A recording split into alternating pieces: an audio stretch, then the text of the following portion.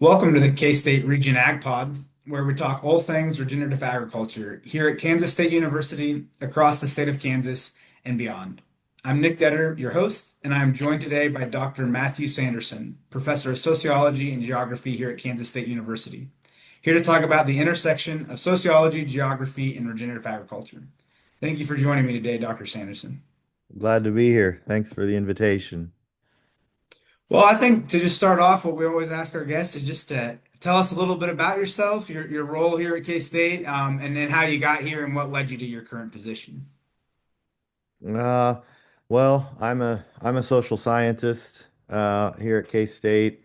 A little bit about me, I guess, is I'm a fifth generation Kansan, raising the sixth generation here in Kansas, and we lived in quite a number of other areas across the country.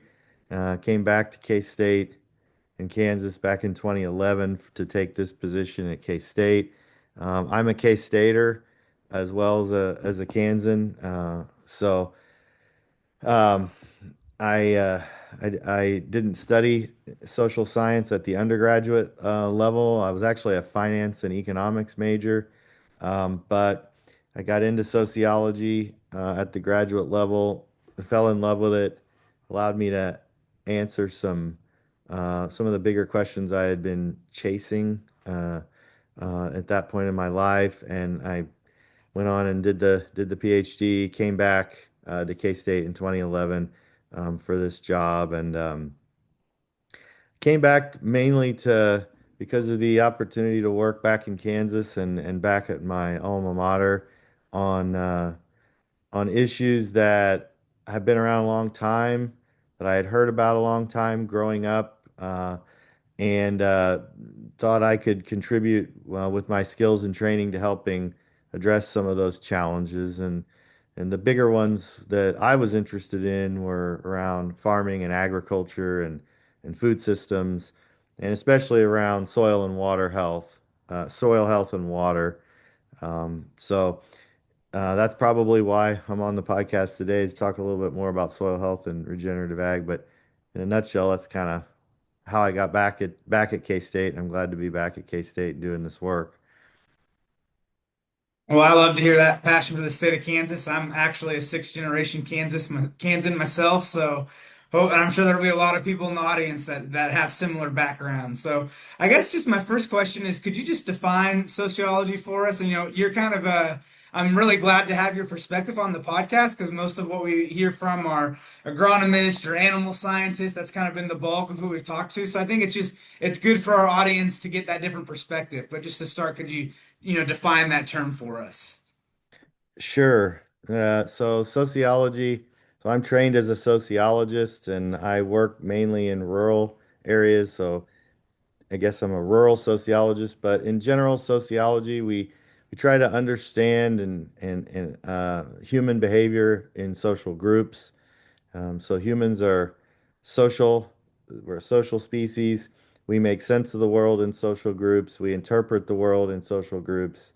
Um, and we have to understand any individual level behavior is only really understandable in comparison with other humans. So try to sociologists try to understand human behavior, and they do that mainly by understanding human behavior in a social context, the context of other humans.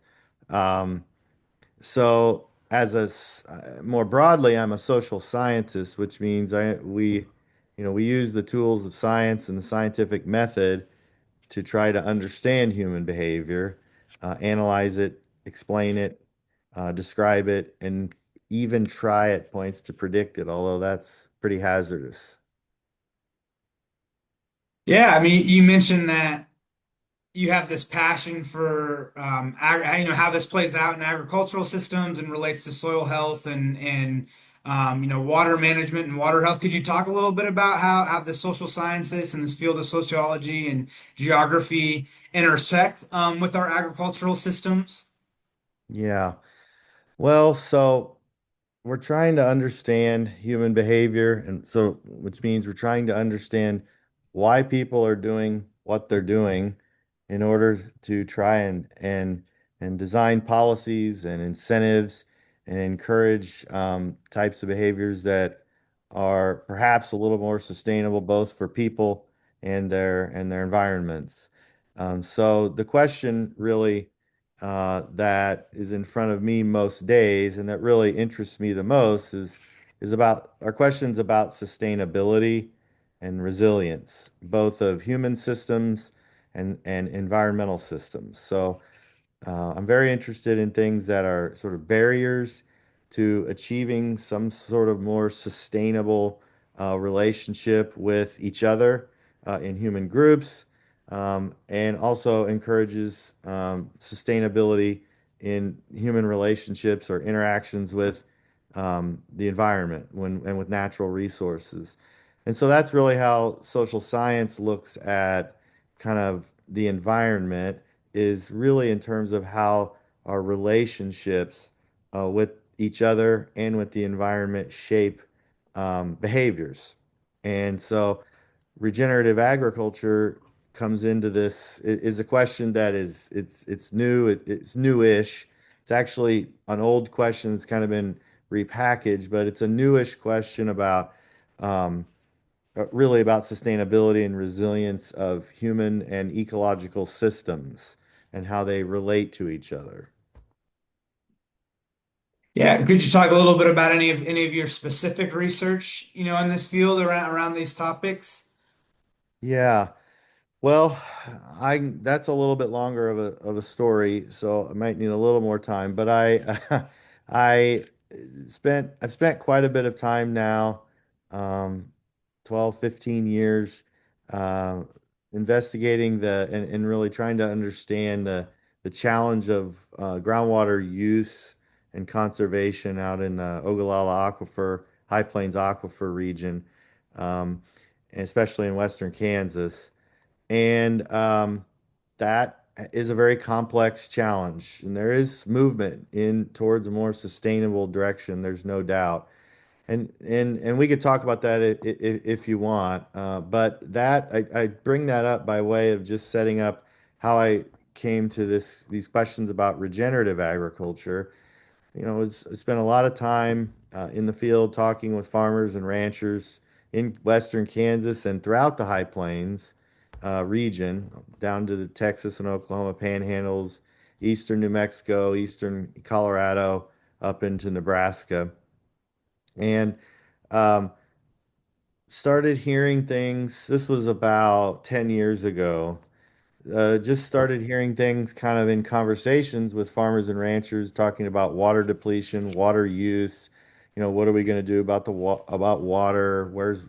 These sorts of questions? And this word regenerative agriculture came up more and more over the past 10 years, as did soil health. In fact, I think soil health probably is talked about even more than the concepts about regenerative agriculture in some circles. But I started hearing about these practices really that were tied to soil health and more broadly, this idea of regenerative agriculture.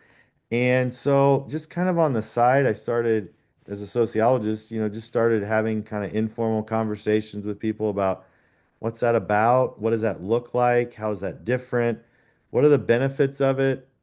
Um, what are the limitations to it? What are the barriers to actually trying to transition into those practices and applying more of those practices in your operations at different scales and so on? And so I didn't set out to study regenerative agriculture any more than I set out to study, groundwater depletion in the High Plains. These issues just kind of surfaced, and then as I dove into them, the work on water and water conservation has kind of ebbed into or transitioned into these questions about soil health and soil conservation and regenerative agriculture practices. And so I don't know if you want me to talk more, but we done some work on regenerative ag and work with soil health with a group of producers, and it was published recently, well, in the last year and a half. Um, and it was based on on some work with around we interviewed farmers, mainly farmers and some ranchers, here in Kansas, who were at various stages of the transition to regenerative agricultural practices. And we wanted to talk with these folks because there's there's a lot of, I think, trepidation or fear about changing habits, changing patterns, changing cropping patterns, changing all those sorts of, farming is very much a culture. Yeah. Agriculture, we need to remember, has the word culture in it. Then when we say culture, we're talking about, as a sociologist, what we mean by that is the ways that humans, the things that humans look through to make sense of the world. And so we talk about, everybody's wearing glasses, even if you don't realize it. And the things that are comprise our lenses that we look through to make sense of and interpret the world around us are things like our values, the ideas that we have about right and wrong and good and bad and desirable and undesirable. And we also look through things like norms, these rules that are, some of which are written down and called laws, and others of which are just everyday practices about how to behave. We look through those things, those norms, those values, um, our beliefs, our ideas about reality, what we believe to be true about the world. I mean, these are the things that we use, the language we use, very important. We look through, we see, we interpret, we make sense of the world through our words that we use about the world. So that's what we mean by culture, that package of norms and values and beliefs and language that we use to kind of make sense of what's going on in the world and interpret the world. The farmers and ranchers are part of a culture. And so to understand what they're doing and why they're doing it, and perhaps how to get out of some of the entrenched patterns that are maybe a little less sustainable, a little less resilient, um, we need to understand how they see and make sense of the natural world around them and their operations. And that's kind of where we started with this project, was to understand what how do these folks see soil health? How do they understand the concepts of regenerative agriculture? What does it mean to regenerate? How is important? What does that look like in practice? Um, and then we take those questions to the field, and we specifically tried to find people along a continuum. And so we were very interested in the question of what is the experience of transitioning to regenerative agriculture like for farmers and ranchers in this point in Kansas. What's holding up that transition? What is allowing that transition? What does that experience feel like, in the words of the producers? So we tried to find people along a continuum, and we did, from people that had been practicing these regenerative agricultural practices, um, and there's a lot of debate about what that means, but we can talk about that if you want. But we tried to talk with people along a continuum of just having practiced these things for a long time, having implemented these practices, these soil health practices for a long time, 10, 15 years, way before they were even labeled soil health practices or regenerative agricultural practices, right? To people who were not yet make ready to make the transition, but maybe were thinking about it. And we did that so we could try and understand kind of what the transitions look like for people that have gone through it and people that are kind of on the cusp of it, so that we could potentially offer some guidance for others, and perhaps even start a conversation about changing practices or implementing practices that are known to enhance soil health and improve resilience and sustainability.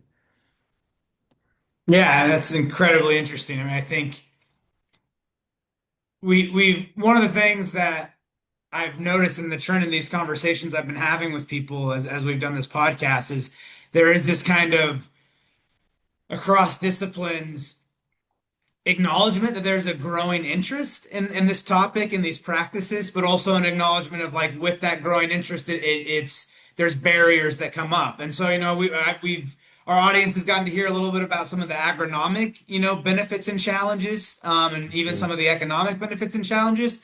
But I'm curious, what are you hearing when you talk to farmers and you think about this in more of a cultural perspective or a social perspective? What are the reasons farmers are giving for A, their interest in these practices, and B, the things that hinder them from pursuing this kind of more regenerative approach to agricultural systems?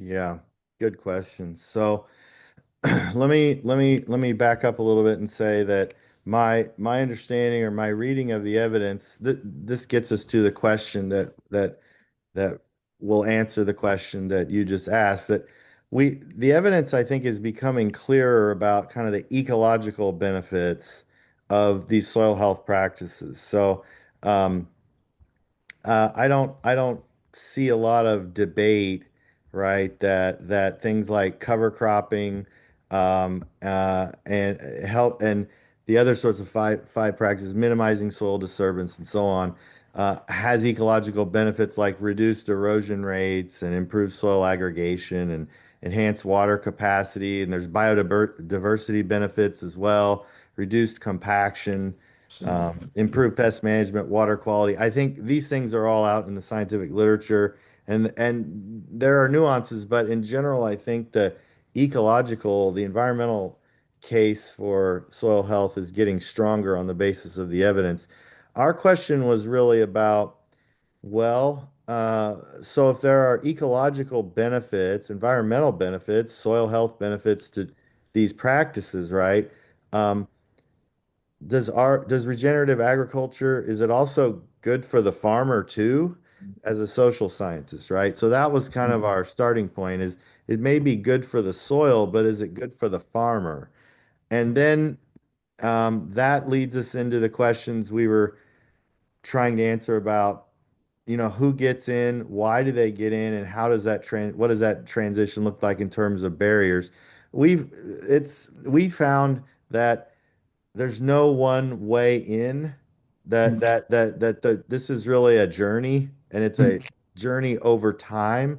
It takes time in a nutshell, right? So we didn't find one variable, silver bullet cause or factor that led to a transition. Every story had some unique angle, but um, there was a common theme that the folks that entered into this regenerative ag space and tried more of the practices or a practice that hadn't generally reached some kind of breaking point, or if you want to call it a crisis, right? Whether that was financial, is about profitability, the viability of the farm, the economic health of the farm, or whether that was social, emotional, sort of cultural Wow. crisis, right? A social human aspect to the crisis. There was some kind of breaking point that was common as a theme across the 50 plus farmers we talked with, right? Um, the financial motives, though, did stand out. A lot of folks talked about, their lines of credit. They're highly leveraged, and so they felt like they needed to do something to make the change. They needed to do something to begin enhancing kind of the financial health of the farm because the thing just wasn't as viable as it used to be as an ongoing concern. Um, Other folks talked about, so financial aspects were very important to a lot of these transitions, and what spurred the motivation to try something new. Um, a lot of folks also, though, talked about the environmental and health aspects of it, quite frankly. Talking about going outside in the morning and, smelling chemicals, talking about what they wondered the effects of they wondered about what the effects of spraying and so on were doing to them and others.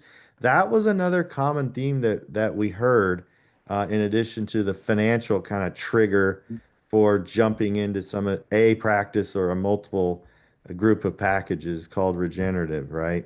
Um, I think some you ask about kind of the barriers, right? Yeah. Yes. Yeah, so I think. there are a couple key barriers, and one I would say is cultural, and one I would say is really sort of physical. It's about time, and it's Mm, about and they're related. So the cultural aspect is that again, agriculture, it's a culture. It's a way of life. It provides an identity, a sense of self, right? A way of doing things. And so our culture of agriculture really prescribes way of being a good farmer, is what we call it, right? So there are ways of being a good farmer, right? And most people, humans being social creatures, they're rule followers. They want to fit in. They want their identity to align with the ways that others live around them, with the titles that they've achieved. And farmer is one of them. And farmer happens to be an all-encompassing identity. It really is a way of life. It's a way of seeing the world. And so when we're talking about shifting farming practices, I like to remind folks that we're not just trying to change if we're trying to do that, we're really not trying to just change whether someone puts in cover crops, right, mm, or their cover crop strategy. We're really asking someone to change their idea of what it means to be a good farmer. mm. And I know that may sound fluffy and a little bit vague, but it's the hard to articulate aspects behind kind of the sociological barriers to these transitions that Yeah. people get people learn to farm from their parents, and Yes. their parents learned it from grandparents, and it just goes back, and there's a way of being a good farmer that's transmitted through again the values, beliefs, norms, and language of farming. And so we're asking people to change, practices. We're asking them to change a little bit or maybe a whole lot about who they actually think they are and what they're doing. And so this regenerative ag thing is really a paradigm shift. It's a worldview shift. It involves a kind of give and take with what you're seeing with the world as is this, what am I doing? Why am I doing this? What does this mean? Who am I? I mean, they're not maybe grappling with these questions on a daily basis, but these are the deep kind of questions they are coming up against as they try to shift, right, the ways that they do things. So I think there's a cultural aspect to that's a big barrier to changing practices. And then I think time is another very um, important potential barrier, and it's where we kind of lose people in the transition is the time it takes for some of these practices to begin to show benefits. Absolutely. And so what we found was that um, there's kind of a 3 year uh and it's not supported, I don't think, with rigorous literature at this point. It's more anecdotal, but this evidence is becoming more consistent in the Yeah. literature that there's a window of like when you stop spraying or you reduce spraying, when you stop tillage, depending on what type of tillage you use, when you go to cover crops, right? There's this kind of things there's a There's a lag, you know. there's a that's right. There's a lag to this. It isn't just on off, right? You're talking about literally rebuilding Yep. soils in this Yep. in this is I'm not telling you anything you don't know. I'm just telling you what Yeah. farmers are telling me, right? So Absolutely. yeah, so we find at about year three, there's kind of a turning point in the transition. Again, we know this because we're talking to people who are at different points of the transition, right? And so around year three, you start to hear things like, they're not seeing much recovery yet.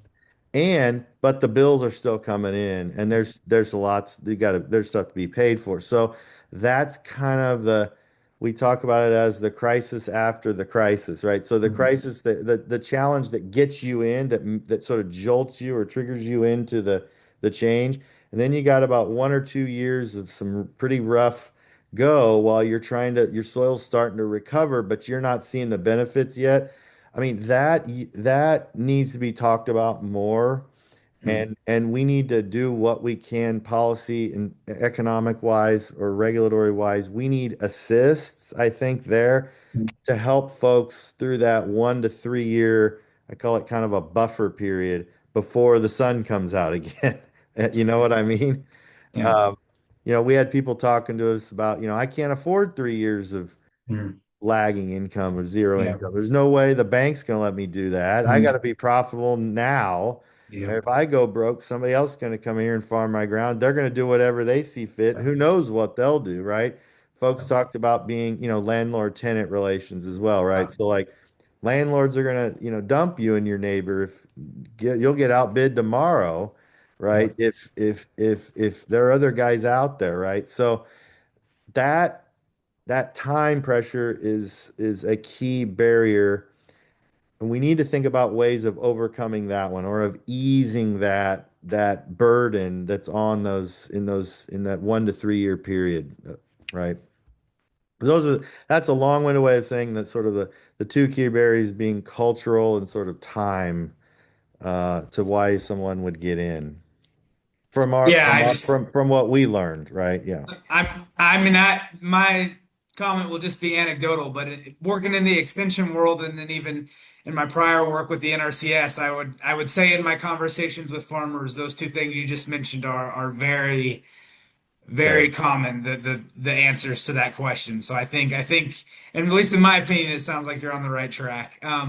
So my next question for you, and this is, I think this is what we're all thinking about a little bit, but how do you think? It's kind of another two-parter, but how do you think us as a university, as Kansas State, can help farmers address those challenges? And then my second question is you brought up policy. How do you think, as a society, as a culture, like what kind of policies should we be Yeah. advocating for, working towards that you think can help farmers address those kind of two-pronged challenges of culture and time? Yeah. Well, those are the big ones. I don't know of a policy, uh, that's gonna make it all better. But what the first part's about K-State. So we, this is really an advocacy. This is really a case of me advocating for more help on sort of boots on the ground, helping farmers. Um, Understand, implement the practices, number Mm, one. So a lot more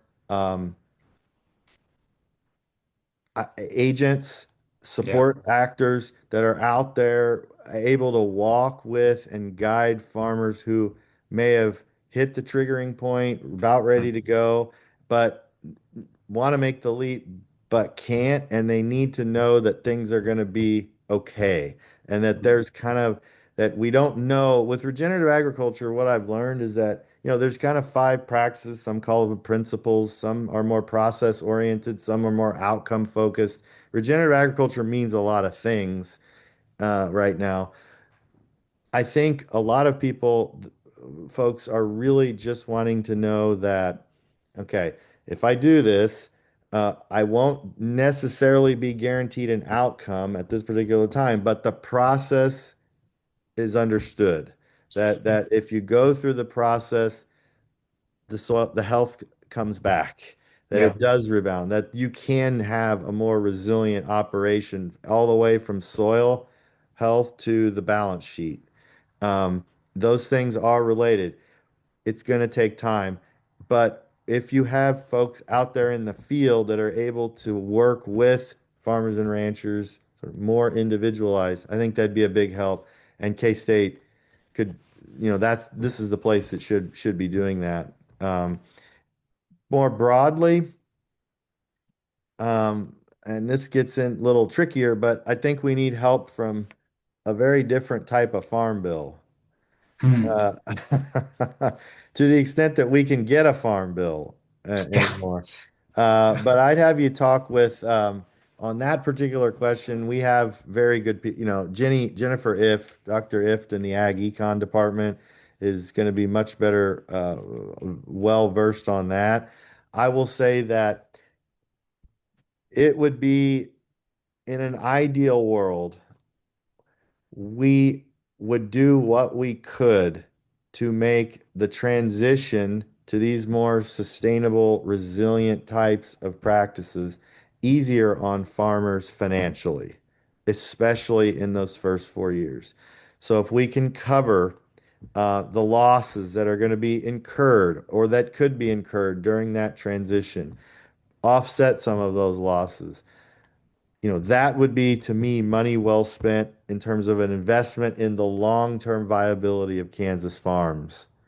Um, I don't know though, Nick, what that looks like, how that policy would be designed, but I do know from work that I've been doing on with farmers and ranchers on water, groundwater depletion, and now on soil health that a lot of farmers feel like a little bit like we've talked to them about this, that they feel like they're on a treadmill of some kind, right? So Yeah. like they're just running to stay in place, right?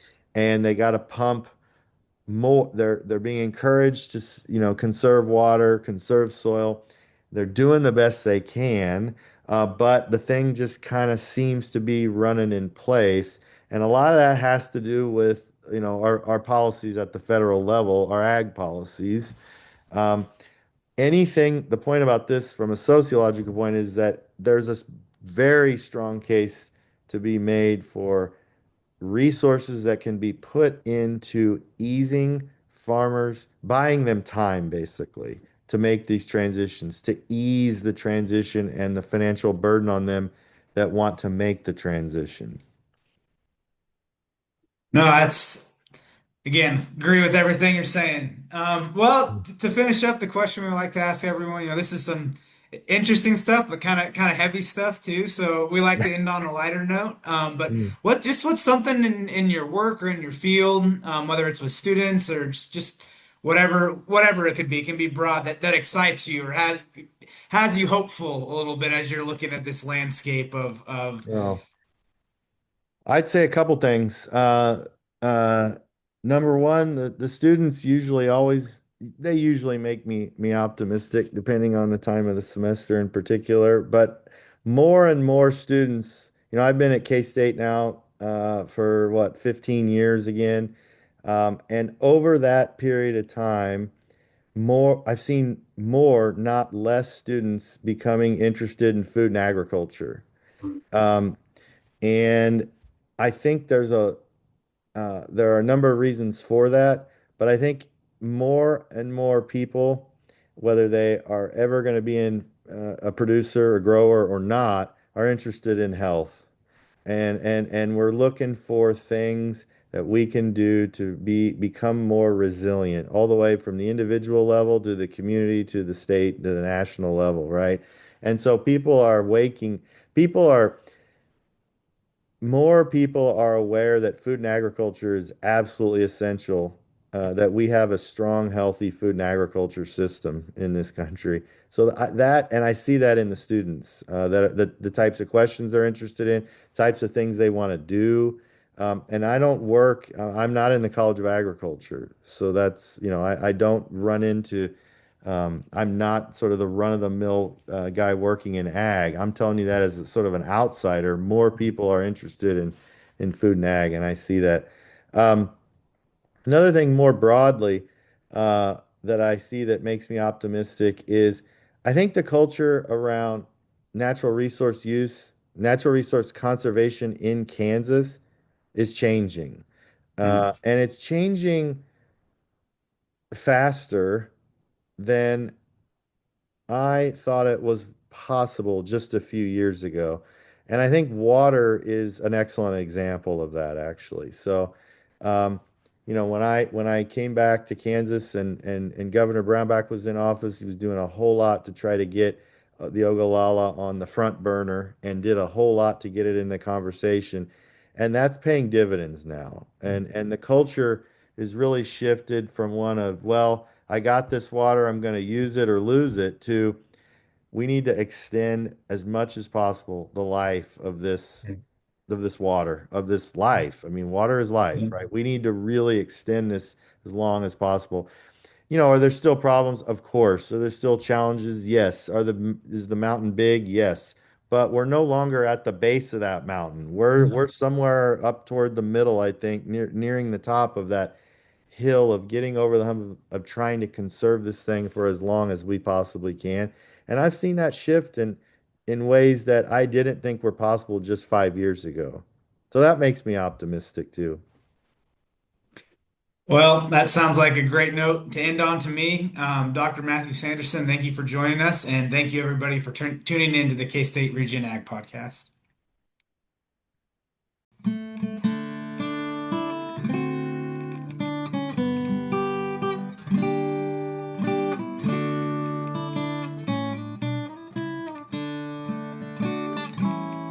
Oh, give me a home where the buffalo roam, where the deer and the antelope play, where seldom is heard a discouraging word, and the skies are not cloudy all day.